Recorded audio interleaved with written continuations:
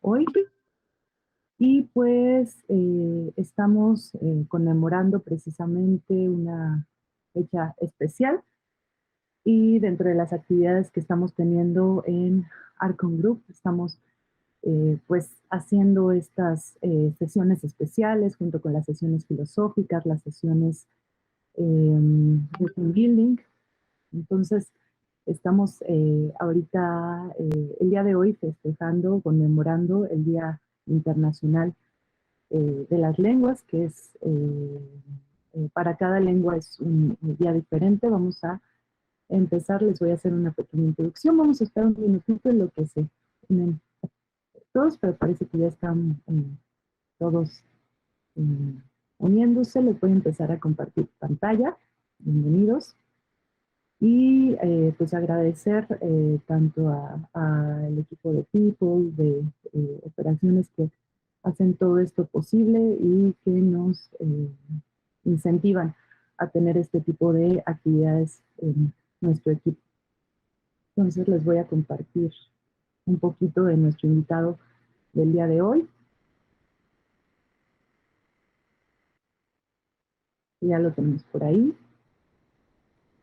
Y pues aquí tenemos un poquito de contexto de la sesión que tendremos el día de hoy. Es el Día Internacional del Idioma Español, que se conmemora el día de mañana, pero mañana es sábado, entonces decidimos conmemorarlo el día de hoy. Es una fecha internacional para la Organización de las Naciones Unidas.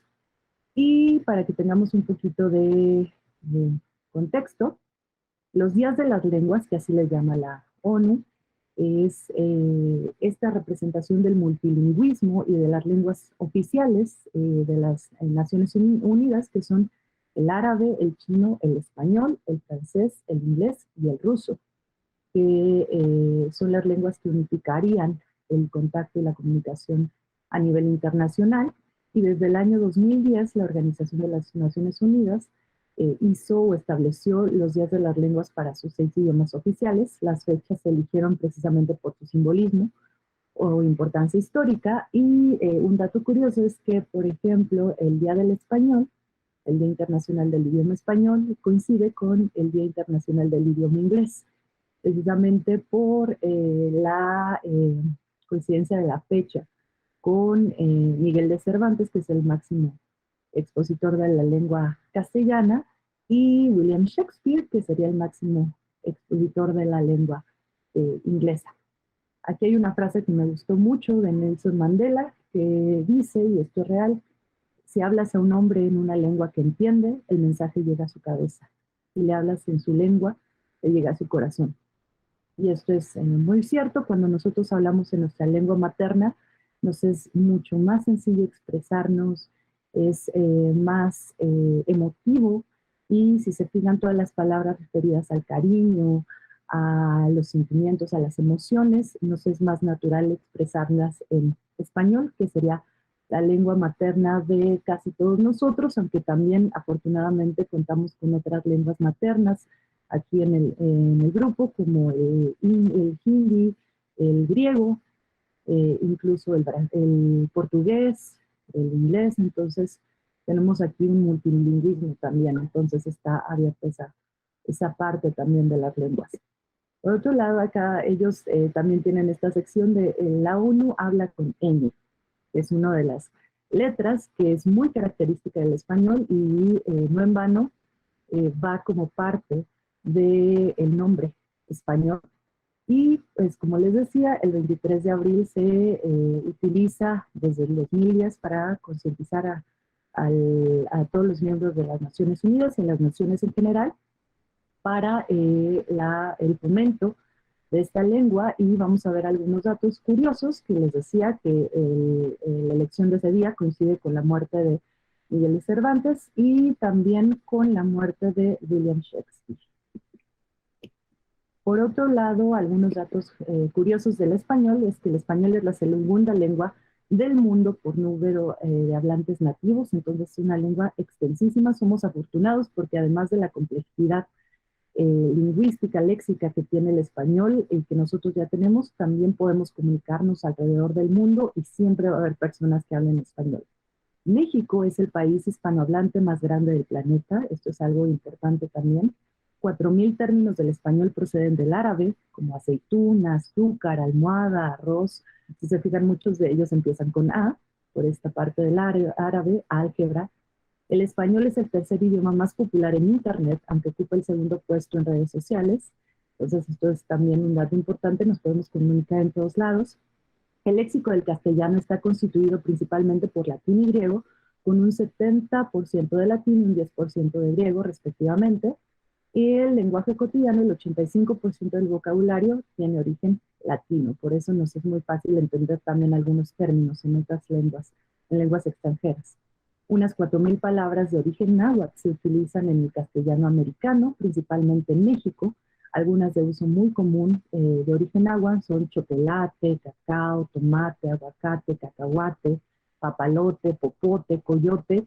Y esto también ha permeado el inglés. Por ejemplo, en algunas sesiones que tuvimos esta semana de los talleres, también vimos cómo el origen de la palabra shack viene de jacal, de náhuatl, y también palabras del español como gratis, hacienda, eh, se usan en el inglés cotidiano y son inteligibles, quiere decir que esto lo van a entender, y otras palabras también suceden alrededor del, o sea, se integraron a las lenguas en general alrededor del mundo, como es el chocolate, que se usa en todo, o sea, se usa el término tal cual proveniente del náhuatl, también el jitomate, todas estas palabras son de origen náhuatl y se usan en todas las lenguas del mundo y ya son parte del español también. También en cuanto a esto, el hispanismo, que precisamente el día de hoy contamos con nuestro invitado, que es hispanista, se dedica al estudio del hispanismo, que se define como el estudio de la cultura española e hispanoamericana y especialmente de su idioma por parte de extranjeros o personas no nativas y también por nosotros como nativos. Las naciones hispánicas no habían tenido este interés hasta que se fundó el Instituto Cervantes, que se funda a la par del British Council o el Instituto Goethe en Alemania. Entonces, estos son los institutos internacionales de las lenguas extranjeras y de las lenguas nativas, en nuestro caso, y el hispanismo habla de la cultura del español en español, de todas también las aportaciones científicas, históricas que se han hecho en español, que algunas les van a sorprender un poquito, que no sabemos mucho, que todo esto fueron investigaciones en español, y a veces pensamos que solamente si hablamos inglés o si hablamos otra lengua, podemos entender como los últimos avances científicos. Entonces, el día de hoy vamos a aprender un poquito más sobre los orígenes, sobre el castellano, que es la variedad de español que nosotros hablamos, por eso se llama castellano, porque viene de Castilla, y cómo esto ha influido no solamente para nosotros, sino alrededor del mundo.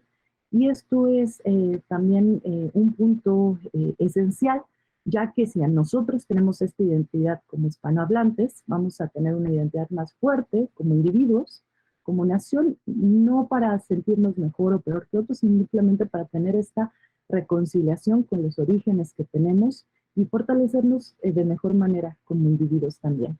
Y bueno, sin más por el momento, voy a dar la bienvenida a nuestro invitado de hoy, que es Daniel Pem. Él es psicólogo, abogado en formación y también pues, se dedica al estudio del hispanismo.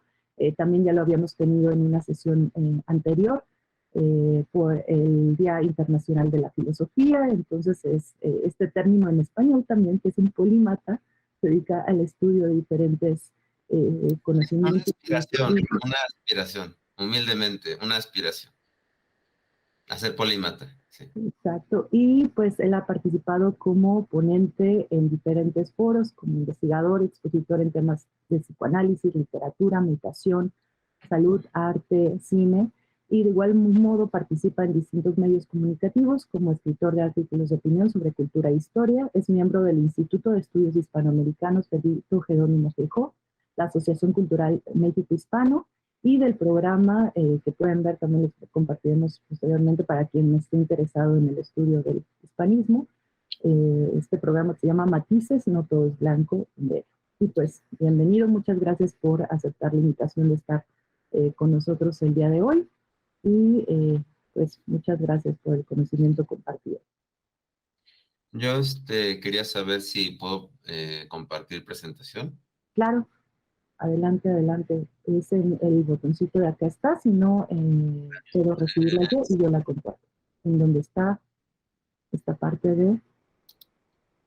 Déjame ver, es que, bueno, le pongo pantalla completa. Y en la parte inferior está para compartir. Que voy a tener que cerrar porque no vi cómo hacerlo de otra forma. ¿Se ve la presentación bien? Correctamente.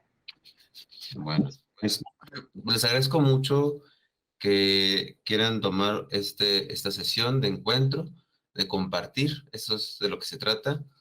La lengua española es una lengua con una historia muy interesante, ya tiene, bueno, tiene, digamos, la traza del español puede tocarse hasta dentro de unos 1000 años de historia, y vamos a ir viendo cómo se fue muy amenamente, ¿no?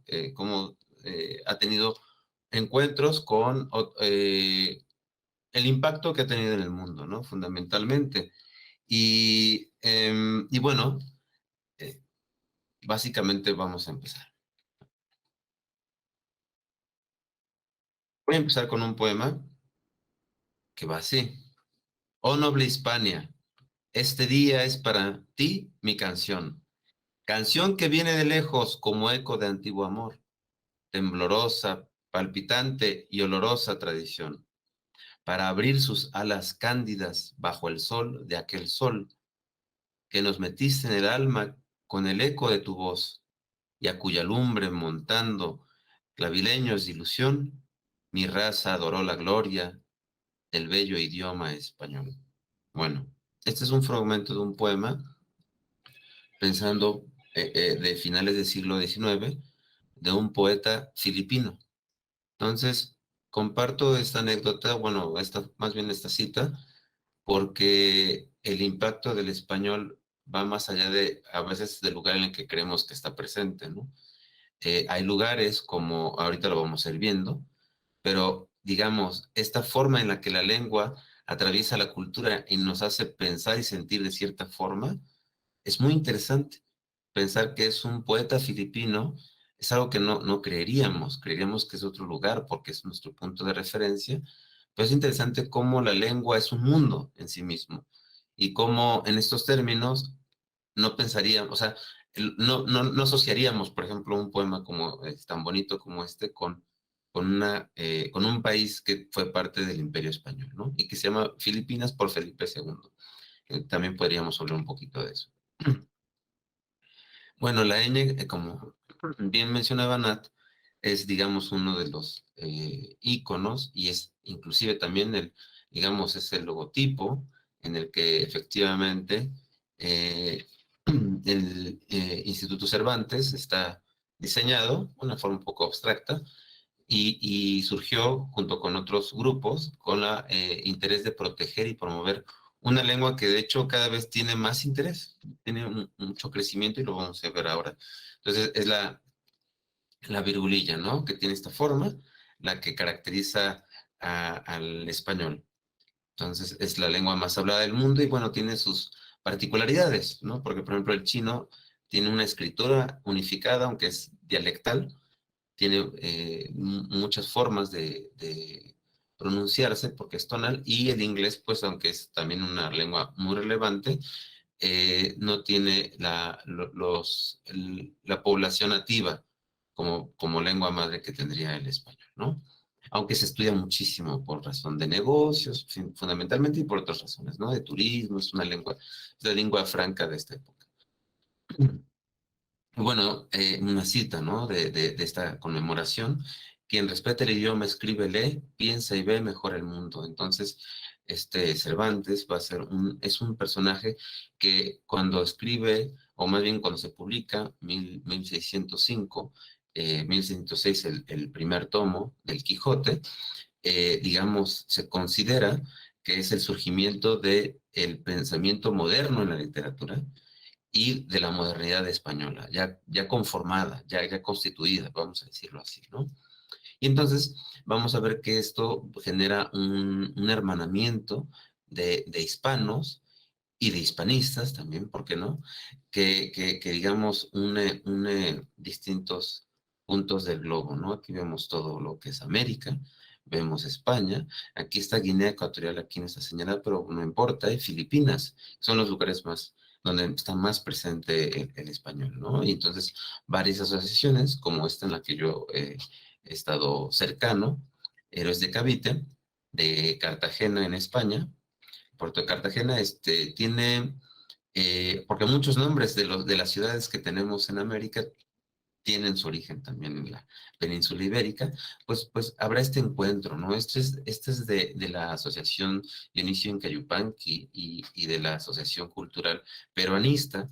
Este es un personaje también muy interesante, el que está del lado derecho, que es el Inca Garcilaso, un noble de doble linaje, del linaje inca y del linaje español, o sea, por dos líneas, mestizo, uno de los mestizos que representan este crisol cultural que viene a representar el mestizaje, ¿no? Promovido, protegido y conformado desde que inicia, digamos, la expansión del Imperio Español, y que en el caso de Garcilaso adquiere como esta forma icónica de un mestizo asumido y culto, muy culto. Va a escribir mucho, aquí tengo uno de los libros por los que es más conocido, La Florida del Inca, ¿no? Entonces, hacía crónicas y es un hombre también muy prolífico también en el desarrollo de la literatura.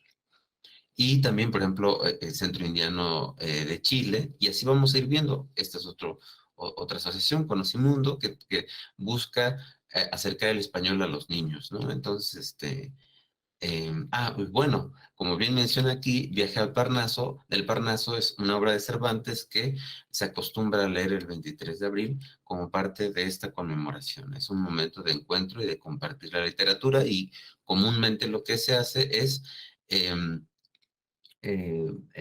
leer en voz alta el Viaje del Parnaso, que es un encuentro en el que Cervantes es convocado para defender la poesía, ¿no? Es Parnaso, la tierra idílica de los poetas, y en el cual Cervantes se determina también a hacer su acto de presencia. Y cómo no va a ser así si una vez muerto seguramente debe estar ahí, ¿no?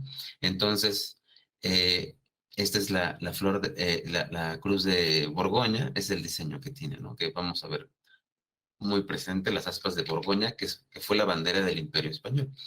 Esto también, por ejemplo, en México, ¿no? Este es otro ejemplo, ¿no? Entonces vamos viendo la Asociación México-Hispano, en la que también me encuentro participando. Entonces, como nos vamos dando cuenta, esta lengua ha convocado y ha unido a muchas personas, y es una lengua que permite el encuentro de varios continentes. 11 premios Nobel de literatura, y bueno, 6 latinoamericanos y 5 españoles. Usamos más el término hispanoamericano, pero bueno, esa es otra historia. Y es una lengua que se volvió importante desde Alfonso X el Sabio, dentro de los monarcas, digamos, que había en la península ibérica. Uno de los más importantes va a ser Alfonso X, que va a hacer que el castellano tenga un peso oficial en el gobierno. Es decir, ya no se va a escribir en latín, por ejemplo, sino que se va a escribir en castellano, la lengua de Castilla, ¿no? De la que él es rey. Y este rey se le ha puesto, se le llama el sabio, porque además de haber gobernado, también se dedicó mucho a promover la cultura, la música, la literatura. Uno de mis amigos ha trabajado con las aportaciones de Alfonso X en la música.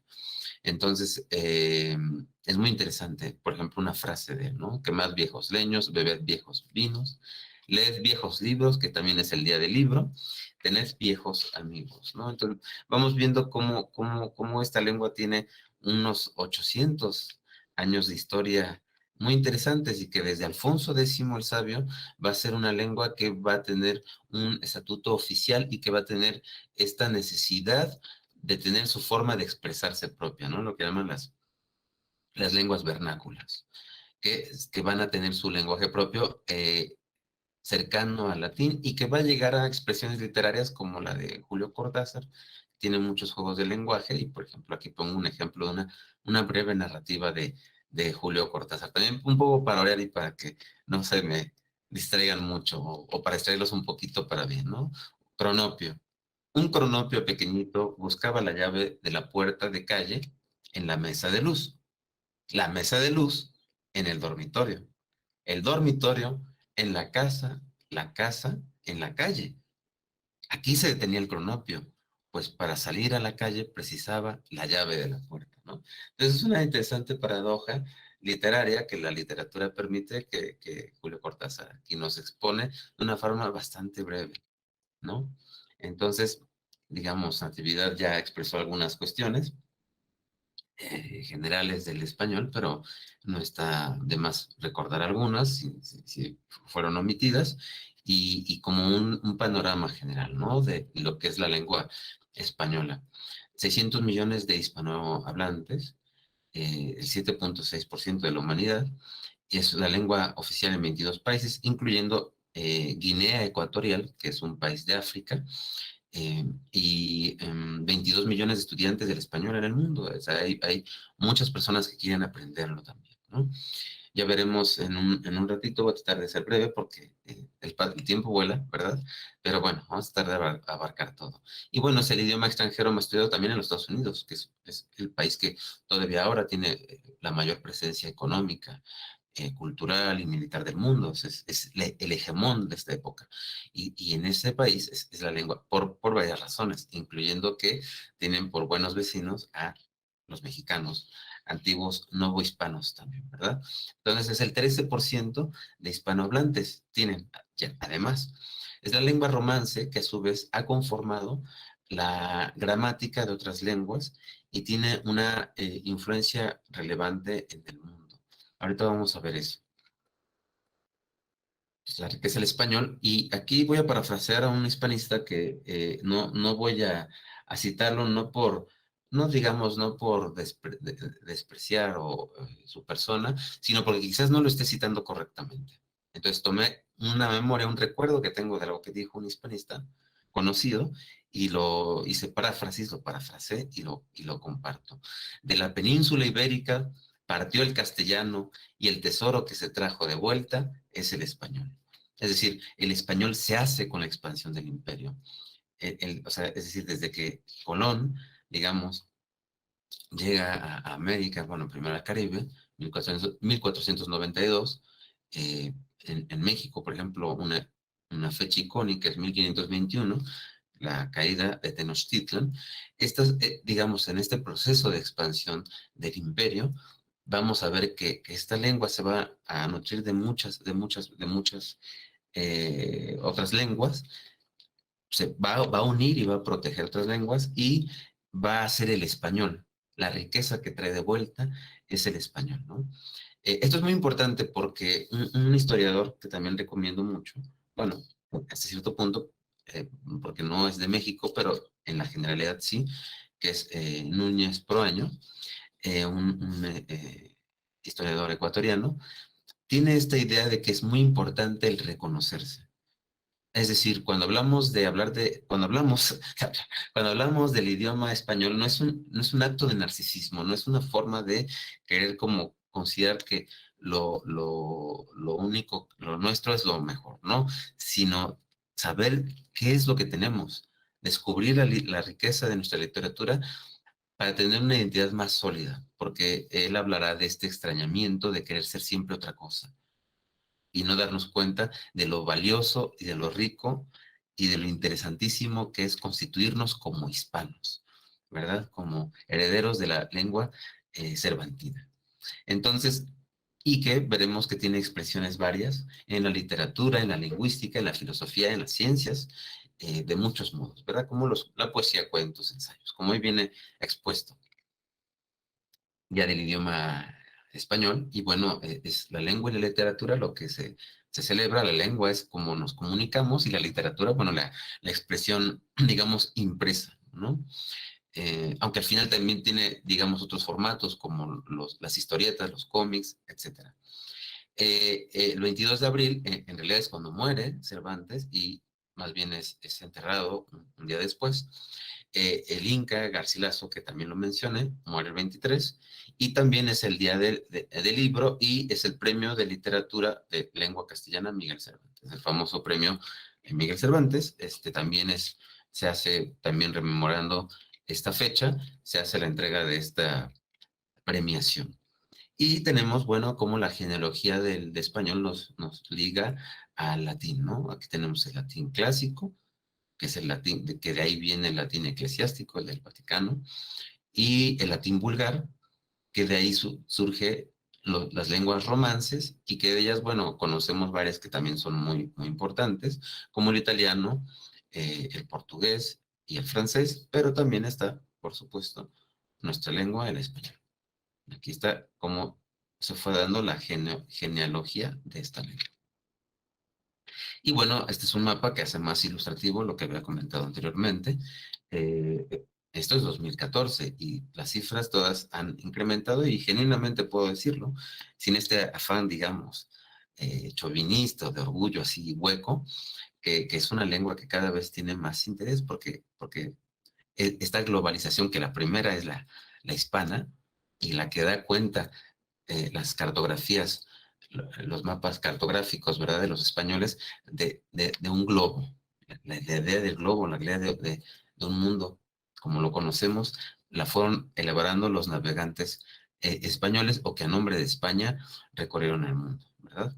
Entonces tenemos un mapa en el que ubicamos a muchos países de Hispanoamérica, ¿verdad? Del Caribe, de Centroamérica, Sudamérica, y también vemos España, la madre patria, y Guinea Ecuatorial, así como la gran presencia que tienen Filipinas y en Guam, que también en su momento fue no propiamente, bueno, tuvo estatuto de colonia.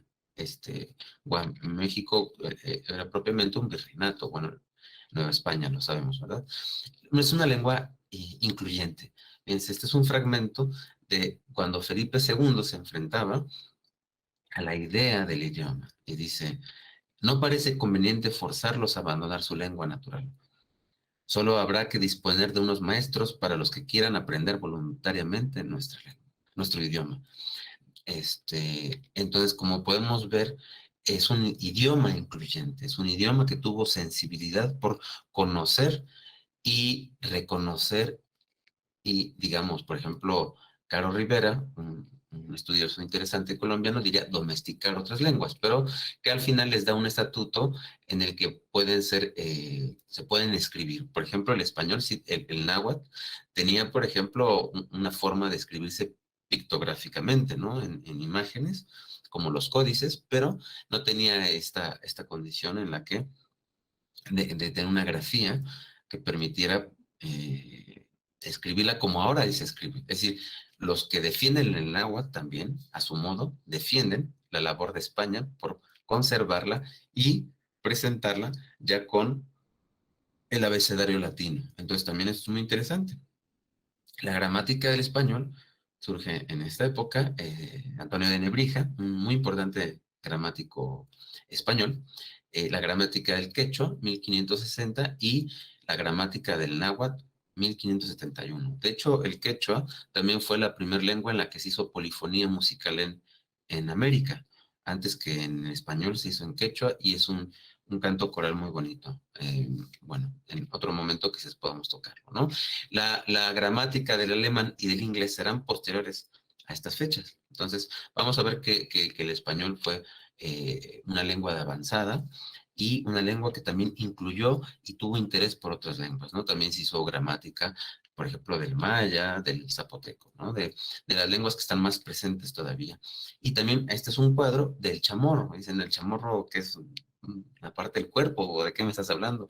El chamorro es una lengua que se habla en la isla de Guam, que está también, que también fue parte del Imperio Español, y en la que quedaron remanentes del español en los usos de esta lengua. Entonces, no solo protegió otras lenguas y desarrolló sus gramáticas, sino, y además se nutrió por sus palabras, sus conceptos y las costumbres y prácticas de estas culturas, sino que también ha influido en la conformación de otras lenguas, como sería el chamorro que se habla en la isla de Guam, ¿no?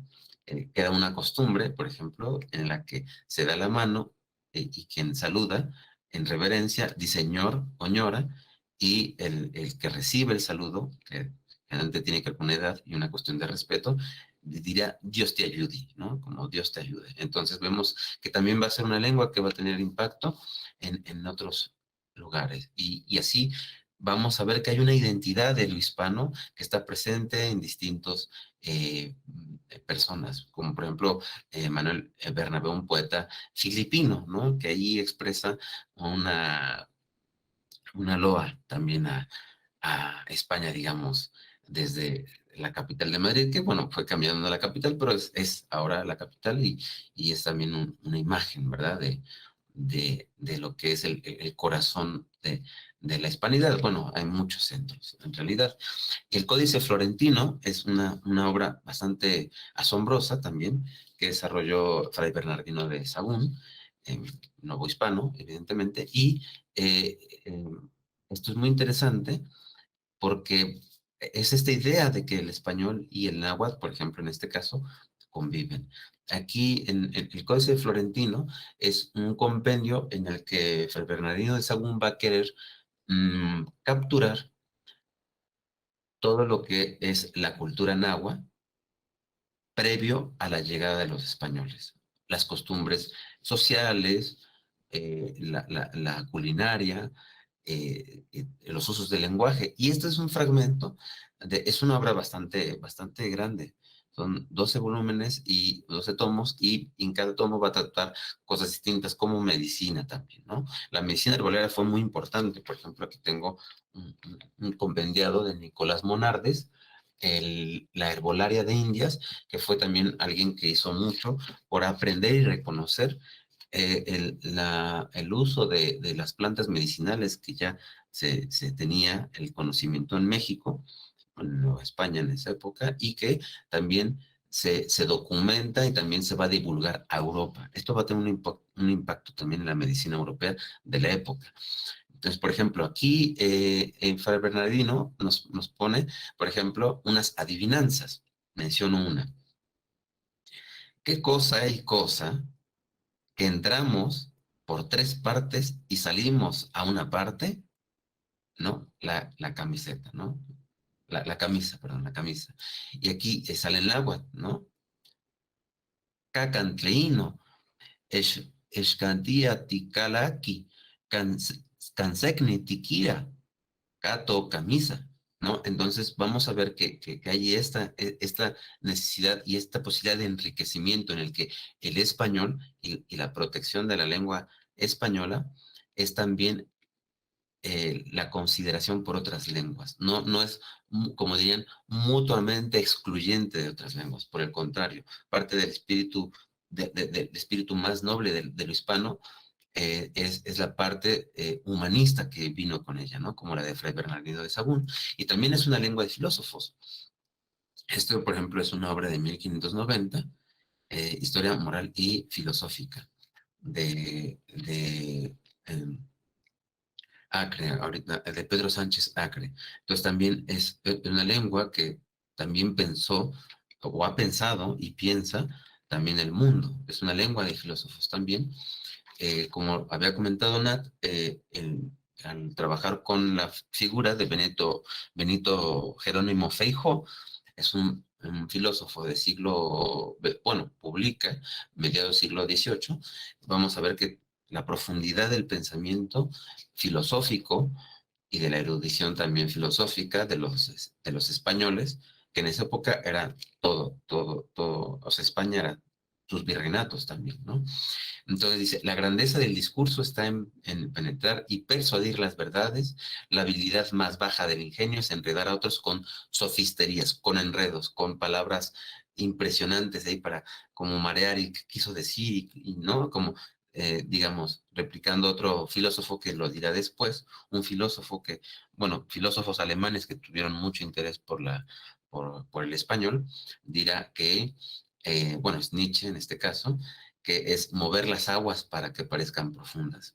Lo decía Benito Jerónimo Feijóo, un siglo y medio antes que Nietzsche. Entonces, está esta gran erudición del pensamiento hispano, que luego se asocia con, no, es que es no produjeron filosofía, no produjeron intelecto, y vamos viendo que hubo varios filósofos muy solventes que desarrollaron un pensamiento muy erudito, ¿no? Deben dejarse los libros, y esto va perfecto porque es el día del libro también, antes que engendren notable tedio o produzcan sensible cansancio, porque en llegando a este extremo, el estudio aprovecha poco y daña mucho. Cuando queremos seguir un libro y simplemente no se puede más. Si se puede, se varíen los estudios en diferentes materias, porque la variedad, aún más en esto que en las cosas materiales, deleita el espíritu, y todo lo que le deleita le conforta, por cuya razón a veces la lectura de un libro suele ser alivio de la fatiga que dio la lectura de otro, ¿no? Entonces decimos, ay, ya no quiero seguir esto, voy a leer un poquito más otro y ahorita regreso, o mañana o otro día, ¿verdad? Entonces vamos a ver cómo Feijóo también es una figura bastante emblemática de la filosofía en español. Bueno, por ejemplo, aquí nos habla un poco de la moda, ¿no? Siempre la moda fue la moda, quiero decir que siempre el mundo fue inclinado a los nuevos usos. Esto lo lleva de suyo la misma naturaleza. Todo lo viejo fastidia, el tiempo todo lo destruye, a lo que no quita la vida, quita la gracia, ¿no? Piensan algunos que la variación de las modas depende de que sucesivamente se va refinando más el gusto, o la inventiva de los hombres cada día es más delicada. Notable engaño. No agrada la moda nueva por mejor, sino por nueva. Entonces podemos ver esta gran erudición de pensadores hispanos, que podemos leer esto ahora y nos puede hacer bastante sentido con las modas que ahora nos toca vivir, ¿no? También es una lengua de científicos, pero del que voy a hablar un poquito más es de Ramón y Cajal, un científico muy importante, porque con la teoría de la neurona, y que a partir de esa teoría surgirá la neurología contemporánea y la hipótesis aminérgica, que es la que más peso tiene en la explicación del cerebro y del comportamiento, de las neurociencias. Bueno, también es una lengua de científicos.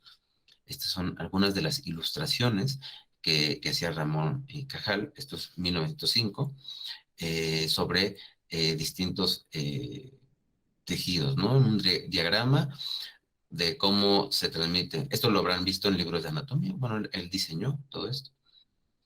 Una neurona de Purkinje del cerebelo humano, y un diagrama que muestra el flujo de información a través del hipocampo, ¿no? Entonces, vemos también esta gran capacidad también para pensar científicamente, que es también algo que a veces se ha manejado como un mito de la cultura y de la lengua española, que no producen ciencia. Pero además, este hombre, como muchos hombres de la hispanidad, que eran muy cultos y muy apasionados, muy inquietos, también se desarrolló en la literatura. Hizo un breve cuento y menciona un fragmento de esto, ¿no?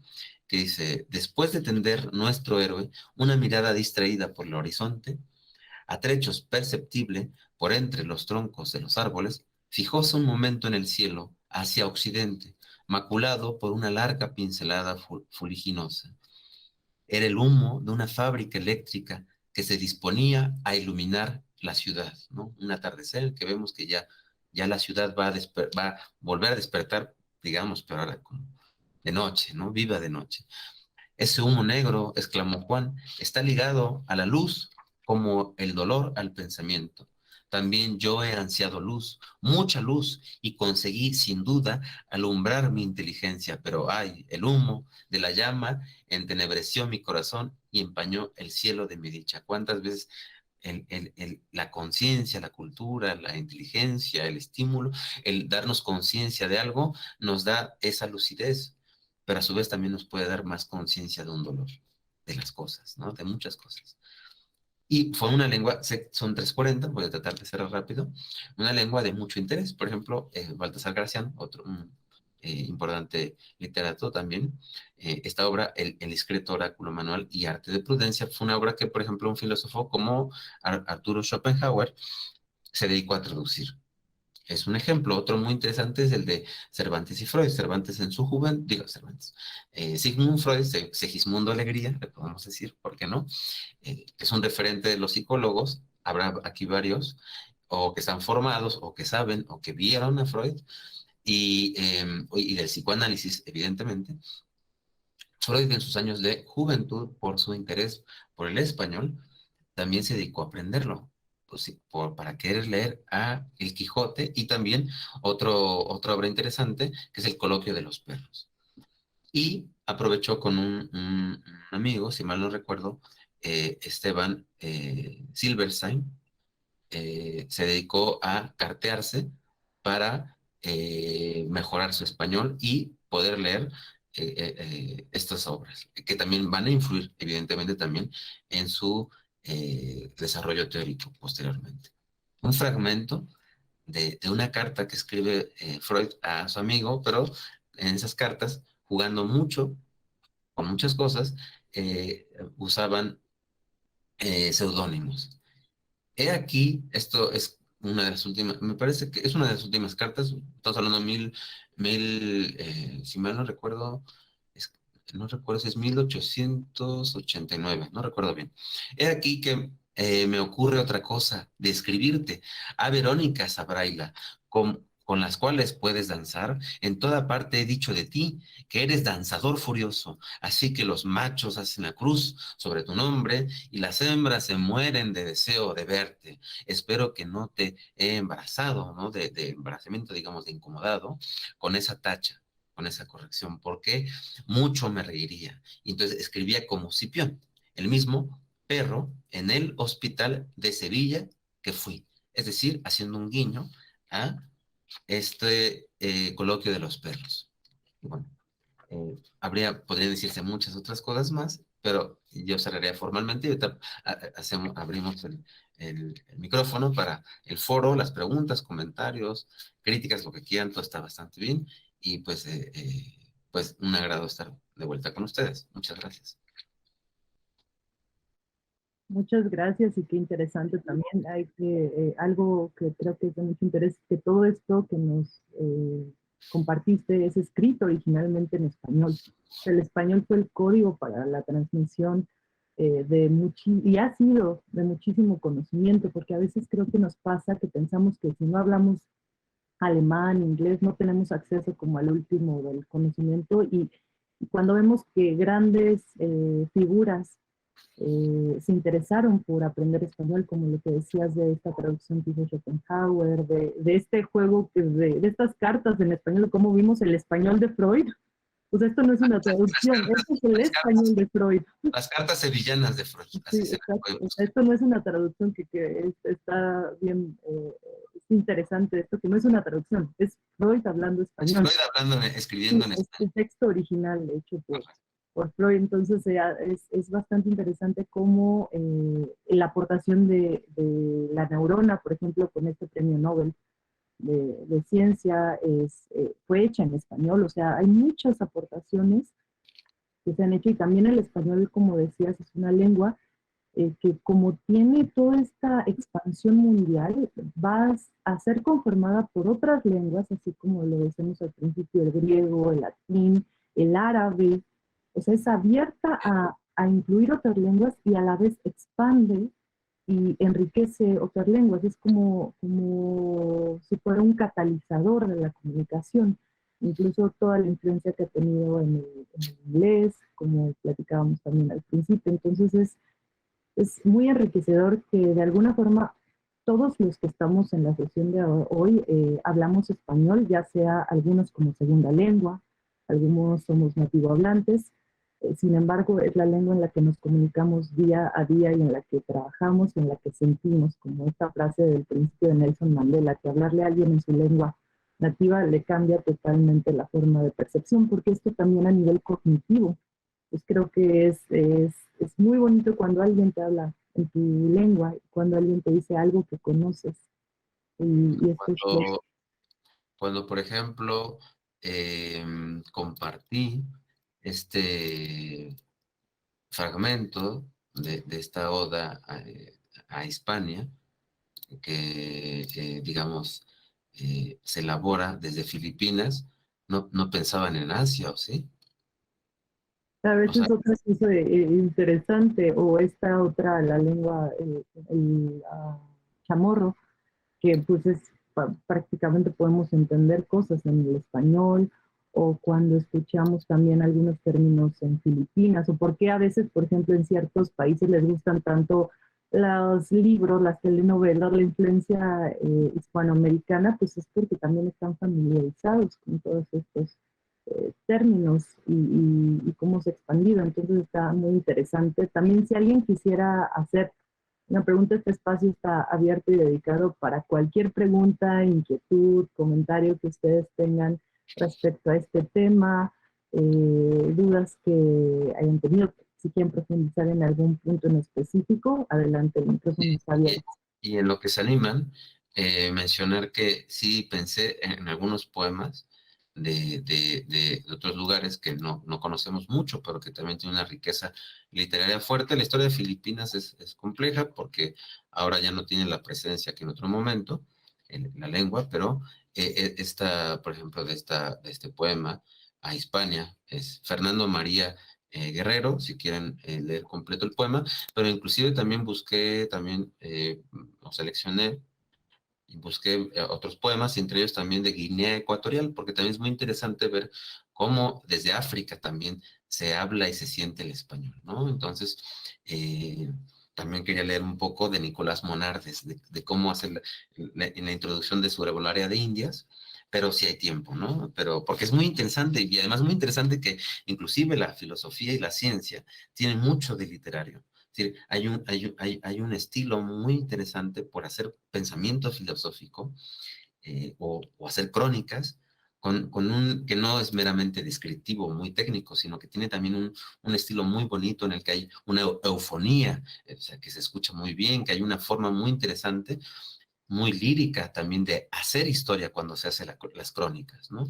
Entonces, e inclusive un detalle muy curioso, si por acá sigue a Gliqueria, ahí está con nosotros, el español también tiene una cercanía fonética muy estrecha con el griego, entonces quizás ella, si da tiempo, nos comentará si al escuchar español le costó trabajo identificar los sonidos, porque lo que yo sé muy poco griego, estoy muy poquito griego, pero digamos, lo que sí sé es que también tiene semejanzas y cercanías, no solo, digamos, civilizatorias, porque tienen que ver con Occidente, sino también, digamos, hasta técnicas como el caso de la fonética griega, y del griego contemporáneo y el español contemporáneo, son muy similares. Y hay como la forma de identificar las palabras, quizás no todo lo que alguien diga, pero algo sí, porque también tenemos muchas palabras que, como bien dices, vienen del griego. Como un detalle, otro detalle, también curioso, también de las similitudes fonéticas,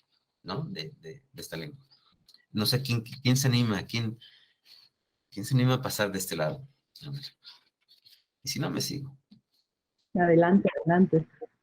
Bueno, en lo que toman ánimos, voy a leer la introducción del herbario, de la herbolaria de Indias. Es muy interesante cómo eh, siempre tenemos una imagen de España y de quiénes fueron los conquistadores y qué pasó, ¿no? Pero si nos damos cuenta, todo lo que nos constituye como mexicanos, que tiene que ver con nuestras raíces indígenas, que son importantísimas, con nuestras raíces españolas y, por supuesto, las africanas, que sobre todo van a tener mucha presencia en Veracruz y en Guerrero, también son muy importantes.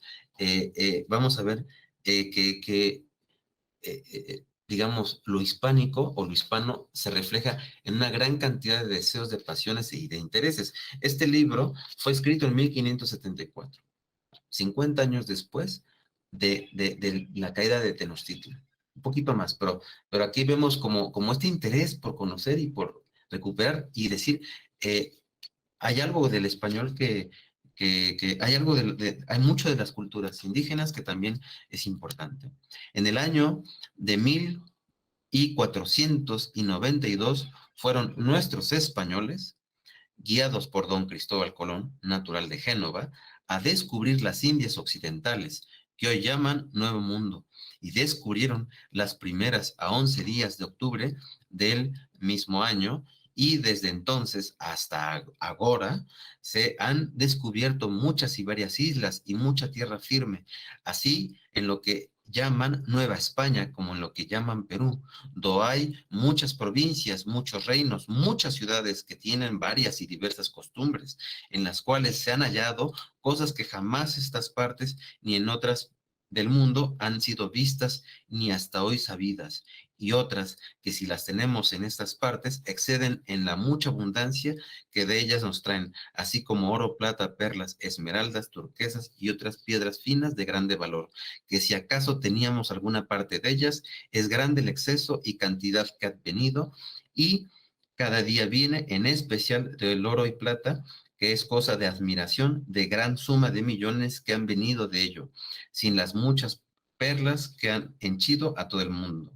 Pero aquí hay un dato muy interesante, ¿no? Fíjense lo que dice.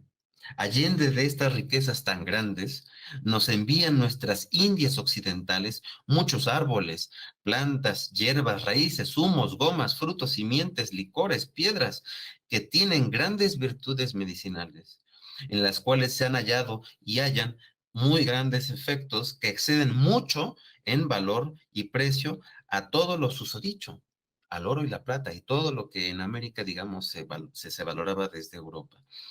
Este interés y este reconocimiento del gran valor de todo este conocimiento y de todas estas plantas que enriquecieron también el mundo europeo. Y hayan muy grandes efectos, exceden mucho en valor y precio a todo lo susodicho, tanto cuanto es más excelente y necesaria la salud corporal que los bienes temporales, de las cuales cosas todo el mundo carecía, no sin pequeña falta nuestra, según los grandes provechos que vemos que del uso de ellas se consiguen no solo en nuestra España, pero en todo el mundo. Entonces, este proceso de globalización y esta puerta de entrada que vienen a ser los puertos de Cádiz y Sevilla, de España, van a ser también lugares desde donde el conocimiento de América, su sabiduría, se va a expandir también en Europa y va a mejorar también su nivel de vida. Entonces, vemos estas letras tan nobles de este médico que dice, si nosotros pudimos haber conseguido cosas de América, lo que nos han traído tiene mucho más valor, ¿no? Entonces, es muy interesante. Y este libro así fue escrito. Es muy interesante hace 5 siglos. Es muy interesante cómo podemos, esta oportunidad del español, nos puede permitir a cada uno de nosotros buscar nuevos retos literarios. Es decir, bueno, ahora quiero, y aprovechando que es día del libro, ahora quiero leer un nuevo género, o quiero leer de las crónicas, o quiero leer de un año en particular, mucho de lo que escribió en ese año, o quiero leer de un autor.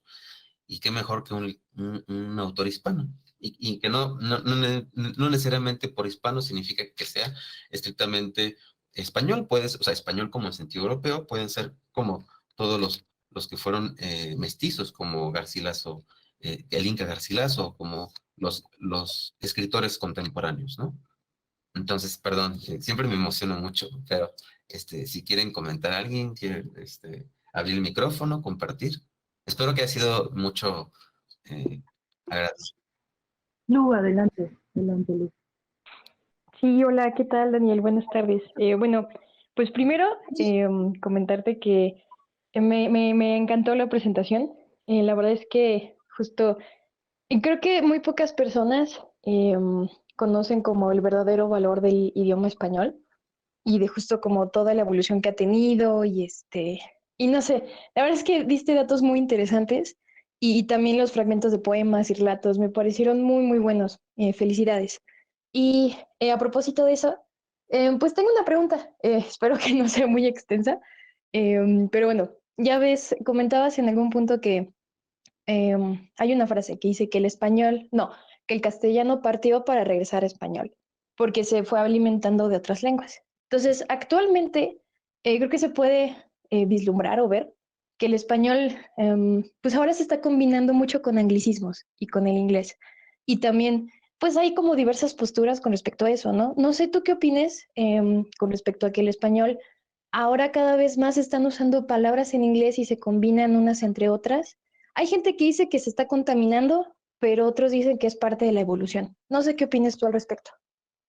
Bueno, pues ya tú sabes, ¿no? Es decir, las lenguas son orgánicas y tienen un proceso orgánico que no puede ser controlado por lo ideológico.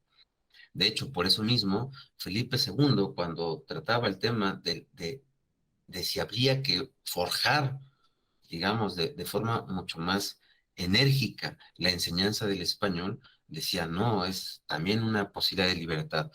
Eh, Evidentemente el inglés tiene mucho peso en la actualidad porque pues la relevancia económica, fundamentalmente de Estados Unidos, pero evidentemente de otros países que también son relevantes económicamente en ese sentido. Sobre todo eso, aunque también tienen su tradición literaria y también ha habido hispanistas muy interesados en conocer la cultura y el legado español. Por ejemplo, eh, ahorita Stanley Payne. Stanley Payne ha sido uno de los más importantes hispanistas en lengua inglesa y que, bueno, también ha sido valorado por los hispanos. Entonces, digamos que es un proceso inevitable en el que vamos incorporando palabras. Si las tecnologías provienen de Estados Unidos, por ejemplo, inevitablemente va a ser muy fácil que incorporemos palabras, pero por el momento histórico, pero también habría que ver más bien desde el otro lado que tanto el español también ha sido constitutivo de otras lenguas y las ha enriquecido.